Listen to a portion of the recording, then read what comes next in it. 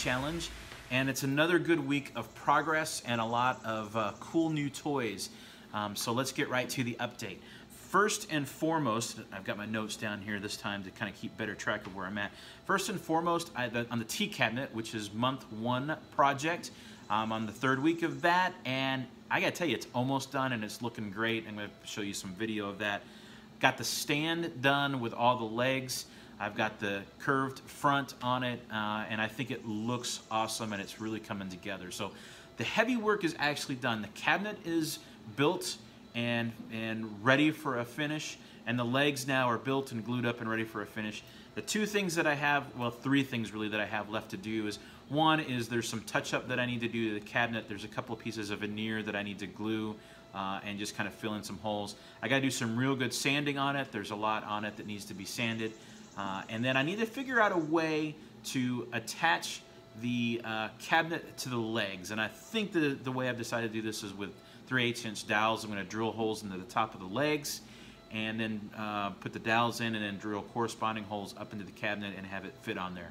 I think that will work out just fine, and yeah, I've done that on some other tables, and I think with this cabinet it'll work out really well. It'll still allow me to take the cabinet off of the legs for if we need to move it, but I think it'll be sturdy enough and hold up that it's not going to go anywhere. And then the final thing I have to do is the finish. And I know in last week I talked a lot about the finish and how I was kind of looking at what to do. I've done some studying and some looking into things, and I'm kind of coming back around to my old standby finish of lacquer is kind of the way to go on this cabinet anyway, because I'll need to spray it. The weather's really good this time of year, and I think it'll work out really well. I had some people suggest to me that I use the finish that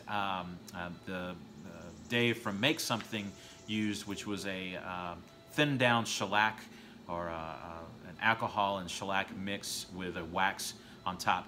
I do like that finish. I've used it a lot. It's really great too if you use it with like amber shellac and you give it a little bit more of a warm tone to it. The problem with that finish is it's not as robust as I would like it to be, particularly if I'm giving it to clients. If it's a project that I'm going to keep at home, the shellac by itself is good, but typically a good lacquer or some sort of poly finish is a much more durable finish on it. The other thing is I kind of want that built-up film look on this. I want a nice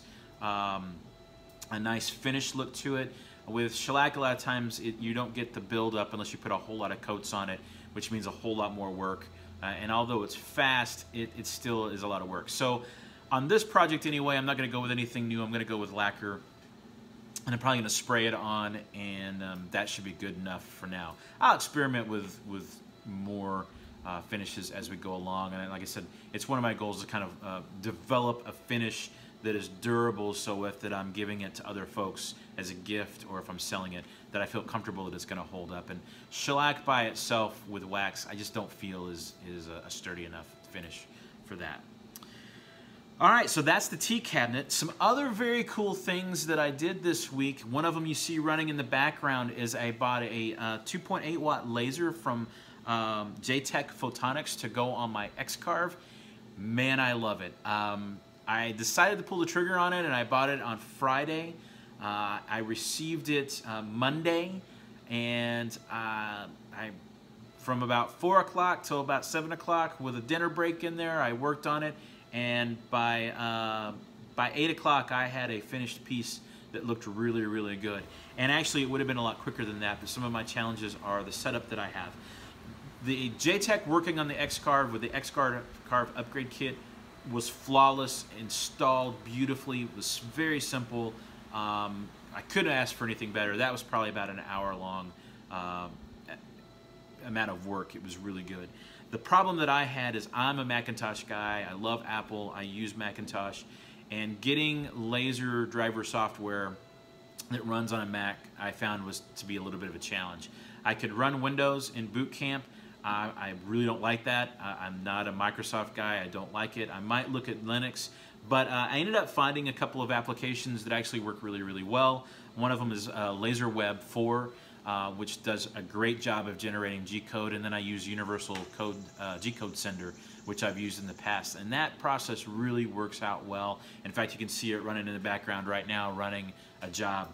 So I'm really, really pleased with that. And I think what I'm going to do, because there were very few resources out there on the web or on YouTube that went into how to use the X-Carve, the JTech, and a Mac all together. And so I think I may throw together a video on what I did and how it came together, because it looks like that's something that's needed out there. But I got to tell you, I'm really, really, really excited about this laser. I'm only going to use it for engraving. I'm not going to do a lot of cutting, although I might experiment with cutting veneer just to see how that works. But the engraving, I think, is going to be really great. And since it's on the X-Carve and I can keep the router and the laser together, I can do my engraving with the laser and then come back through without changing the setup and run the router to cut the parts out. So I think it's going to be a fantastic combination. I really love my X-Carve as well. It is something that I don't use a ton, but when I use it, it is so much fun, and it's stuff that I probably couldn't do with my other tools. So it's great, and adding the laser to this, I think, is just going to take it up a notch as well. So I highly recommend those things. The last thing I did was probably not so eventful, but it's something that kind of keeps me busy in the shop. Is I've got a cabinet right there behind me that is supposed to have some drawers in it that I never built the drawers up for. So I went out, broke down, bought some really good drawer sliders, and brought the plywood, and I got the wood started to be cut up. And so that's going to be ready to put together and do something with this week as well. So those are kind of the things that have been going on. What I still have, one other thing is I bought this little guy. This is a GoPro Session camera. It's a one-button push. You push the button once and it starts taking video. You push the button and hold it down for 3 seconds and it takes time-lapse. So I think this is going to be great for around the shop. I'm trying to boost up the number of cameras that I can have around. What I'm really trying to do is make it so that when I'm working, the camera setup doesn't become a distraction. Because that's what I find is that if I'm really focused and concentrating, I forget about taking video. Or if I'm focusing on video, then I'm not focusing on the furniture building. And so I need a way that I just have cameras around that are taking shots, and it's a no-brainer. I did play with this. I'll put some footage on this blog, but I did play with this, just making some cuts on the table saw, and it was really great to kind of hit the button, hit the button, hit the button, it was awesome. I used it on this little Joby stand, so I could just move it around, and it worked out pretty good. I'd like to get a little bit better with it, and I'd like to add this with my other GoPro and my other cameras, and just kind of get cameras strategically set up so that when I'm doing video, it's not a hassle. But that's a big purchase. Only 150 bucks for these. This is unbelievable. And the mounts they have, if you're into this kind of thing at all, you know, it's not the best camera, it's not the highest pixel count, it's not any of that, but it's really good and just works. It does what it says it's going to do. Another purchase that I recommend. So I got that working. And then finally, the last thing I got to do is work on what my project is for next month. But we'll see about that in the next few days. I have a little bit to do. So, having said all that, that is the week 3 update. Check me out next week.